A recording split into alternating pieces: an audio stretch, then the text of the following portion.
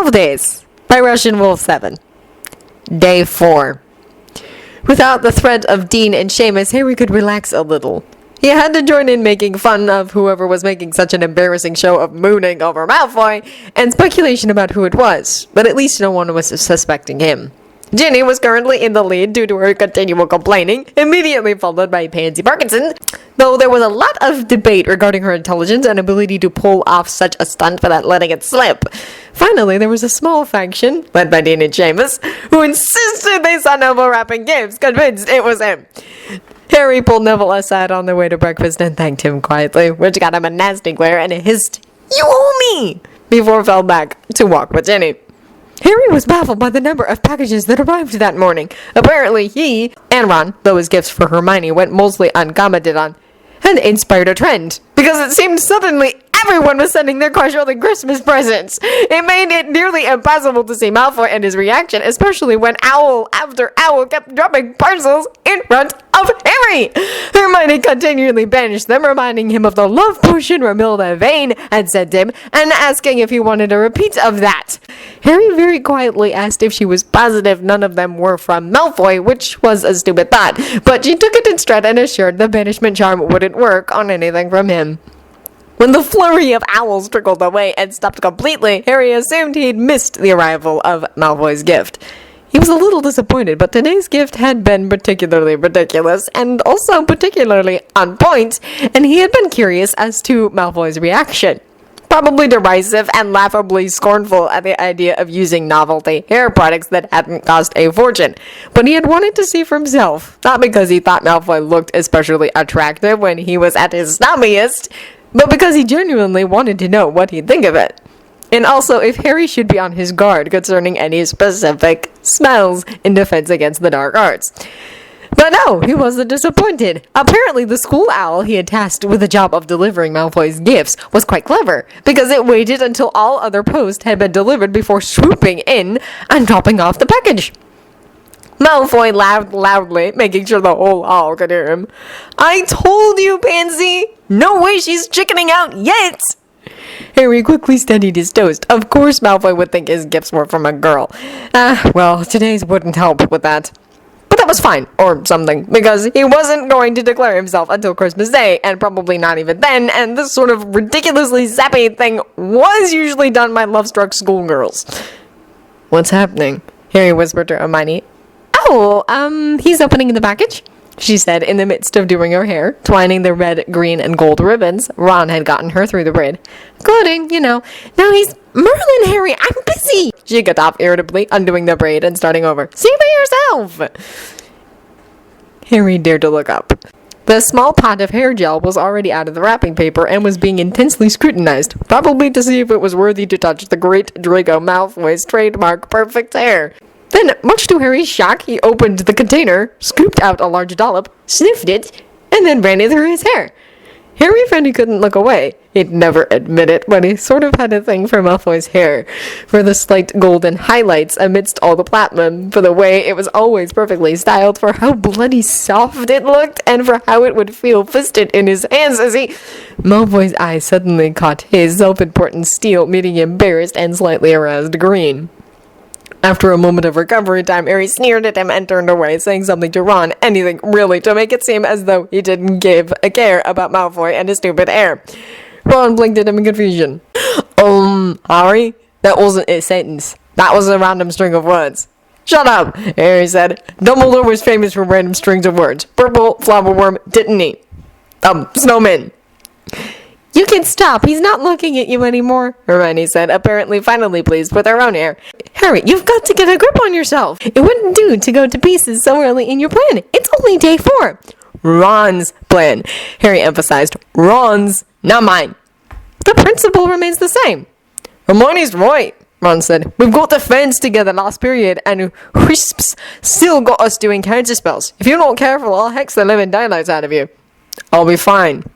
Famous last words, of course. It only took 10 minutes for the entire classroom to smell of cinnamon. It wasn't overpowering or unpleasant, just sweet and unavoidable. Malfoy was half a classroom away, and it still felt as though he was personally assaulting Harry's nose. Harry held up surprisingly well. Or so he thought. He managed another 5 minutes before Ron got in a jelly legs jinx, and he had to spend the requisite 5 minutes punishment sitting in a chair, grabbing it desperately, trying to keep from upending himself and causing another round of laughter. 2 unrelated events occurred during Harry's exile, culminating in one very, very bad result. First, Hermione quietly approached Professor Whisp and explained that strong scents gave her a headache, and since someone was choosing to wear cinnamon hair gel, she was getting a migraine. Whisp sent her to the infirmary, and Ron was paired with Lavender, Hermione's previous partner. Second was when Goyle failed to avoid an engorgement charm and had to go to the infirmary very quickly before his arm got to be too heavy to lift. Malfoy smirked at his achievement and leaned back against a nearby desk. Harry hadn't realized until now, but the hair gel not only smelled of cinnamon, but shimmered slightly. He forced himself to look away. The last thing he needed was to have Malfoy catch him staring again. "Put up! Time's up!" Professor Whisp said, uttering the counterspell and releasing Harry from the curse. "Pair up with Malfoy!" Harry ground his teeth together. Of course he'd end up with Malfoy. He also realized he'd have to actually look at him, which was a mixed bag. Certainly an excuse to stare at Malfoy any other day would be welcome, but not today, not in the middle of this Christmas nonsense. "Afraid to even look at me, Potter?" Malfoy drawled. "I'm not sure how you plan on defending yourself when you can't see what I'm doing, but I've never been one to complain." Harry forced his eyes up, shimmering. Really? Really? At least I don't smell like an overspiced fruitcake. Malfoy smirked. "You're just jealous I've got a secret admirer." "Right, like I'd be jealous of anyone who'd want you," Harry shot back. This was incredibly uncomfortable, and he had to stop the conversation quickly, painlessly, and without suspicion. "Are you going to spend the whole class bragging, or are we doing this?"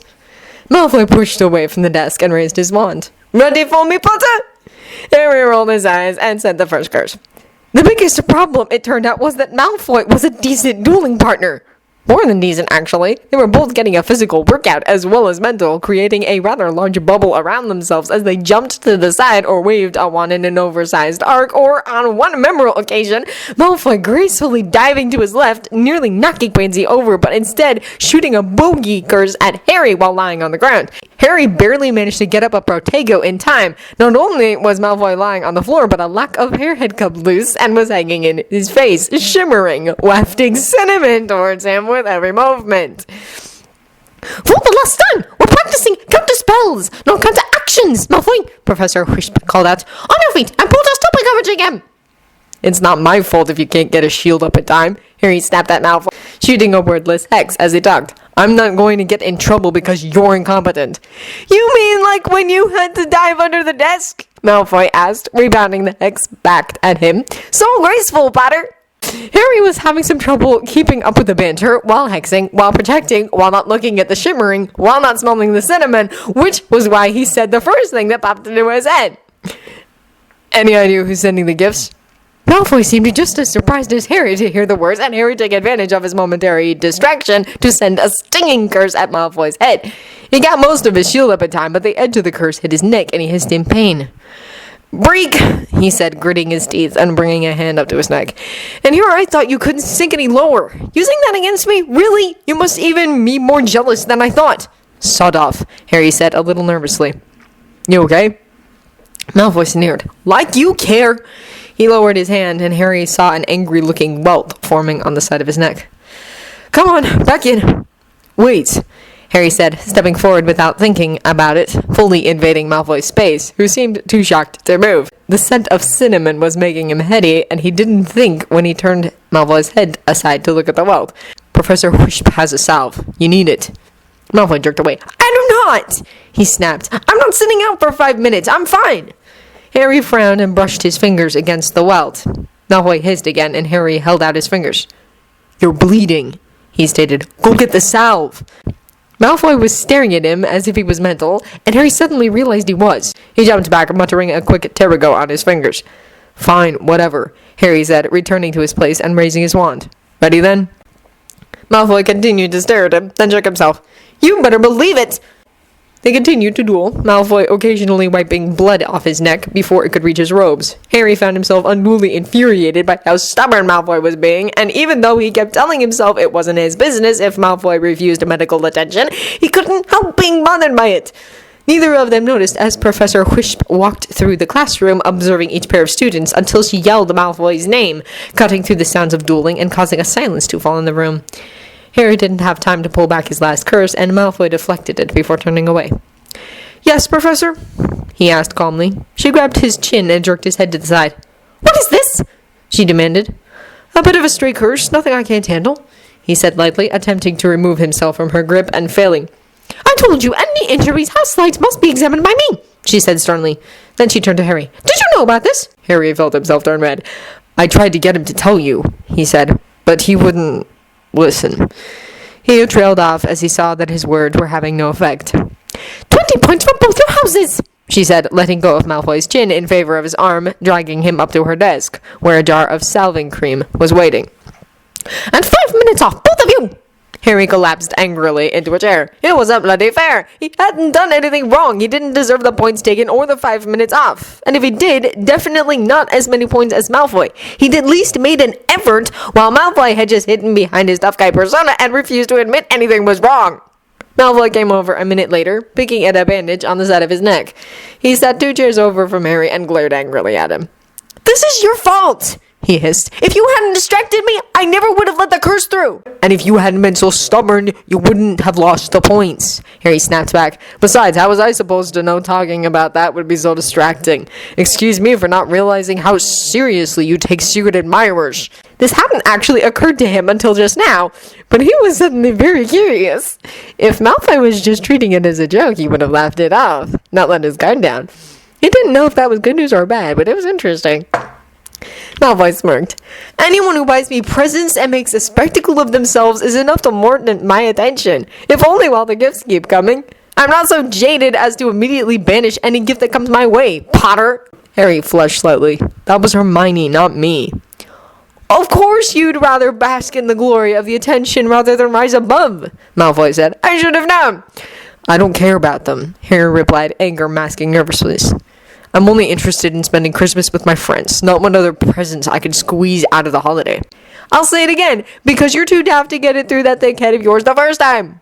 "You're just jealous." Malfoy finally seemed to notice the bit of fringe that was in his face and worked it back as he continued.